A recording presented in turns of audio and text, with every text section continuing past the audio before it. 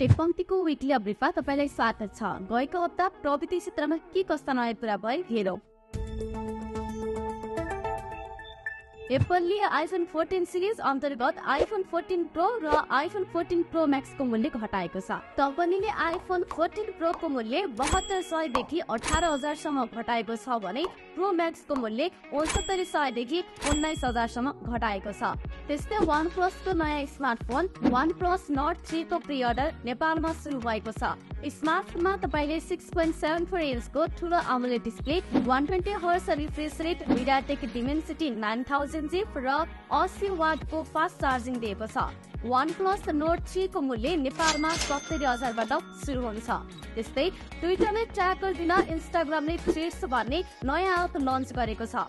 थ्रेड्सले lunch भएको 7 घण्टामा 1 करोड प्रयोगकर्ताको आँकडा पूरा गरेको छ भने अहिले एपमा प्रयोगकर्ताको संख्या 4 करोड माथि पुगिसकेको छ। ट्विटरको अल्टरनेटिभको रूपमा आएको यो एप तपाईलाई कस्तो लाग्यो कमेन्ट गर्न नबिर्सिनु होला। त्यस्तै भिभोले नेपालमा मोसन फेस्टिभल अफर ल्याएको छ। जुलाई 1 देखि जुलाई 31 सम्म चल्ने यो अफर अन्तर्गत कम्पनीले भिभो वाई सिरिज स्मार्टफोनको मूल्य घटाएको छ। कम्पनीले Vivo Y01, Y02, Y15C, Y22s, Y16 र Y22 गरी 6 वटा फोनको मूल्य घटाएको हो। त्यसै गरी आकिफिटले नेपाली बजारमा म्याक्स GT स्मार्ट वाच सार्वजनिक गरेको छ। सेम डिजाइनसँग आउने यो स्मार्टफोनमा तपाईले ब्लुटुथ कलिङ, थुप्रै ह्याप्टिक ट्र्याकिङ फिचर्स जस्ता सुविधा पाउनुहुन्छ।